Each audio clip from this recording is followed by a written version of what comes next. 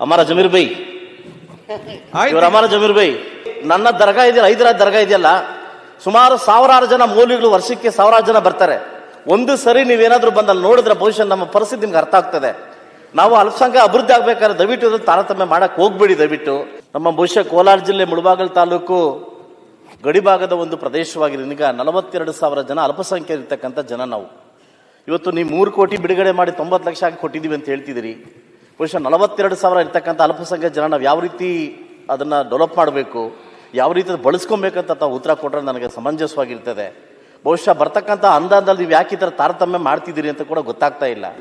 ಯಾಕಂದರೆ ಇವತ್ತು ಸರ್ಕಾರ ನೀವೇನು ಹೇಳ್ತಾ ಇದ್ದೀರಿ, ನಾವೆಲ್ಲರಿಗೂ ಒಂದೇ ಸರ್ಕಾರ ಮಾಡ್ತೀವಿ ಅಂತ ಹೇಳ್ತಿದ್ದೀರಿ. ಬಹುಶಃ ಕಾಂಗ್ರೆಸ್ ಅವ್ರಿಗೊಂದು ತಾರತಮ್ಯ ನಮಗೊಂದು ತಾರತಮ್ಯ ಮಾಡ್ತಿದ್ದೀರಿ. ತಾವು ಬೇಕಾದ್ರೆ ಸಾಬೀತುಪಡಿಸ್ತೀನಿ ಅದನ್ನು. ಬಹುಶಃ ತಾವುಗಳೇ ತಮ್ಮನ್ನ ನಮಗೆ ನಿಮ್ಮ ಕೈ ಮುಗಿದು ನಾನು ಕೇಳ್ತೀನಿ ಸರ್, ಎಲ್ಲೆಲ್ಲಿ ಅಲ್ಪಸಂಖ್ಯಾತ ಜನ ಕಡಿಮೆ ಇದ್ದಾರೆ ಅಲ್ಲಿ ಕಡಿಮೆ ಕೊಟ್ಕೊಳ್ಳಿ. 40,000 50,000 ಇರ್ತಕ್ಕಂಥ ಅಲ್ಪಸಂಖ್ಯಾತ ಜನದಲ್ಲಿ ನಾವು ಯಾವ ರೀತಿ ಅವರಿಗೆ ಅಭಿವೃದ್ಧಿ ಮಾಡಬೇಕು, ಒಬ್ಬ ಶಾಸಕರ ನೀವು ಯಾವ ರೀತಿ ಅವರಿಗೆ ತಲೆ ಎತ್ತಿ ತೋರಿಸ್ಬೇಕಾರದ ತಾವು ನಮ್ಮ ಮನಸ್ಸಿನ ಬಾಧೆನ ಅರ್ಥ ಮಾಡ್ಕೊಂಡು ಮುಂದಿನ ದಿವಸ ನಿಮ್ಗೆ ಗೊತ್ತಾಗುತ್ತೆ ಅಂದ್ಕೊಂತೀನಿ. ಏನು ಸದಸ್ಯರು ಕೇಳಿರೋ ಪ್ರಶ್ನೆ, ಟೋಟಲ್ ಅನುದಾನ ಎಷ್ಟು 23-24 ಅಲ್ಪಸಂಖ್ಯಾತರ ಕಾಲೇಜಿಗೆ ಎಷ್ಟು ಅನುದಾನ ಹಣ ಸ್ಯಾಂಕ್ಷನ್ ಮಾಡಿದೆ ಸರ್ಕಾರ ಅಂತ ಕೇಳಿದರೆ, ಈ 2023-24 1882 ಕೋಟಿ ಸ್ಯಾಂಕ್ಷನ್ ಮಾಡಿದ್ದಾರೆ. ಅದ್ರಲ್ಲಿ ಏನಾಗಿದೆ ಸದಸ್ಯರೇ, ಎಲ್ಲ ಈಗ ಏನಾಗಿದೆ, ಅಲ್ಪಸಂಖ್ಯಾತರು ಎಲ್ಲಿ ಹೆಚ್ಚಿನ ಸಂಖ್ಯೆಯಲ್ಲಿದ್ದರೆ ಅಲ್ಲಿ ಅನುದಾನ ಕೊಡಬೇಕು. ತಾವು 10 ಕೋಟಿ ಪ್ರಪೋಸಲ್ ಕೊಟ್ಟಿದ್ರೆ ಅದರಲ್ಲಿ 3 ಕೋಟಿ ತಮ್ಮ ಕೊಟ್ಟಿದ್ದೀವಿ ನಾವು. ಈಗ ಬೇರೆ ಬೇರೆ ಕಡೆ ಈಗ ಹೆಚ್ಚಿನ ಸಂಖ್ಯೆ ತಾವು ಹೇಳ್ತಾ ಇದ್ದೀರಿ. ನನ್ನ ಅನಿಸಿಕೆ ಮುಲ್ಬಾರಗಲಲ್ಲಿ 22,000 23,000 ಸಾವಿರ ಮೇಲೆ ಇಲ್ಲ.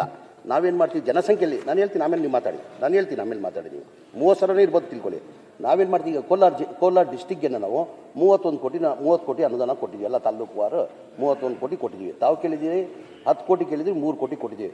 ಅಲ್ಪಸಂಖ್ಯಾತರು ಎಲ್ಲಿದ್ದಾರೆ, ಜಾಸ್ತಿ ಎಲ್ಲಿ ಕೆಲಸ ಆಗಬೇಕಾದ್ರೆ ಅತ್ಲಾ ಕಡೆ ಏನು ಮಾಡ್ತಿದ್ವಿ ನಾವು ಅನುದಾನ ಕೊಡ್ತಾಯಿದ್ವಿ. ಉದಾಹರಣೆ ಈಗ ನಮ್ಮ ಪುಲಿಕೇಶಿ ನಗರ್ ಅಲ್ಲಿ ಮುಸ್ಲಿಂ ಅಲ್ಪಸಂಖ್ಯಾತರು 1,20,000 ಇದ್ದಾರೆ. ಸರ್ವೋದಯ ನಗರ ಕಾನ್ಸ್ಟಿಟ್ಯೂನ್ಸಿಯಲ್ಲಿ ಅಲ್ಲಿ ಅಲ್ಪಸಂಖ್ಯಾತರು 1,40,000 ಇದ್ದಾರೆ.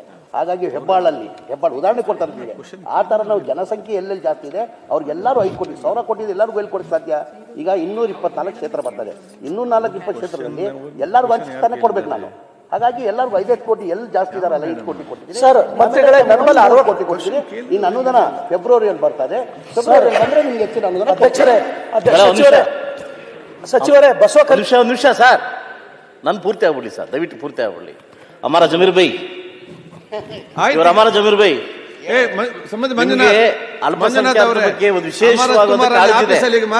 ಭಾರತ ದೇಶದಲ್ಲಿ ದಕ್ಷಿಣ ಭಾರತದಲ್ಲಿ ನನ್ನ ದರ್ಗಾ ಇದೆಯಲ್ಲ ಹೈದರಾಬಾದ್ ದರ್ಗಾ ಇದೆಯಲ್ಲ ಸುಮಾರು ಸಾವಿರಾರು ಜನ ಮೌಲ್ವಿಗಳು ವರ್ಷಕ್ಕೆ ಸಾವಿರಾರು ಜನ ಬರ್ತಾರೆ. ಒಂದು ಸರಿ ನೀವೇನಾದ್ರೂ ಬಂದಲ್ಲಿ ನೋಡಿದ್ರೆ ಬಹುಶಃ ನಮ್ಮ ಪರಿಸ್ಥಿತಿ ನಿಮ್ಗೆ ಅರ್ಥ ಆಗ್ತದೆ. ನಾವು ಅಲ್ಪಸಂಖ್ಯಾತ ಅಭಿವೃದ್ಧಿ ಆಗ್ಬೇಕಾದ್ರೆ ದಯವಿಟ್ಟು ತಾರತಮ್ಯ ಮಾಡಕ್ ಹೋಗ್ಬೇಡಿ. ದಯವಿಟ್ಟು ನಾನು 23-24 ಸಾಲ 10 ಕೋಟಿ ಕೇಳಿದ್ದು ನಿಮ್ಮನ್ನ, ಬರೀ ಇದ್ರಲ್ಲಿ ಕೇಳಿಲ್ಲ. 23-24 ಸಾಲ 10 ಕೋಟಿ ಕೇಳಿದ್ದು. ನೀವು 24-25 ಬರೀ 3 ಕೋಟಿ ಕೊಟ್ಟು ನೀವು ಅಷ್ಟೇ ಅಂತ ಹೇಳ್ತಾ ಇದ್ದೀರಾ. ದಯವಿಟ್ಟು ನಾವು ಗಡಿಭಾಗದವ್ರು ದಯವಿಟ್ಟು ಅನ್ಯಾಯ ಮಾಡಕ್ ಹೋಗ್ಬೇಡಿ. ಖಂಡಿತ ತಾವು ಸದಸ್ಯರು ತಾವು ಏನಂತಿದ್ದೀರಾ, ನನ್ನಲ್ಲಿ ಒಂದು ದರ್ಗಾ ಇದೆಯಾ ಅಂತ ಟೂರಿಸ್ಟ್ ಜಾಸ್ತಿ ಬರ್ತಾರೆ ಅಂತ ಹೇಳ್ತಾ ಇದ್ದೀರಾ. ಅದಕ್ಕೆ ಬೇರೆ ಇದ್ದಲ್ಲಿ ಕೊಡೋಕ್ಕಾಗಲ್ಲ. ಇದು ಡೆವಲಪ್ಮೆಂಟ್ ಕಾಲೋನೀಸ್. ಇದು ದರ್ಗಾಗೆ ಸಪ್ರೇಟ್ ಇದೆ. ಒಬ್ಬರು ಪ್ರಪೋಸಲ್ ಕೊಡಿ, ಎಷ್ಟು ಬೇಕಾದ ಅನುದಾನ ಕೊಡ್ತೀನಿ ನಾನು.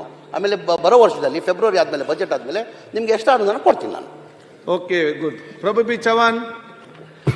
ಸನ್ಮಾನ್ಯ ಸಭಾಧ್ಯಕ್ಷರೇ, ಕೊಟ್ಟಿನ ಸಂಖ್ಯೆ 9 ಮಾನ್ಯ ಲೋಕೋಪಯೋಗಿ ಸಚಿವರಿಗೆ ಕೇಳಬಯಸುತ್ತೇನೆ. ಸನ್ಮಾನ್ಯ ಅಧ್ಯಕ್ಷರಿಗೆ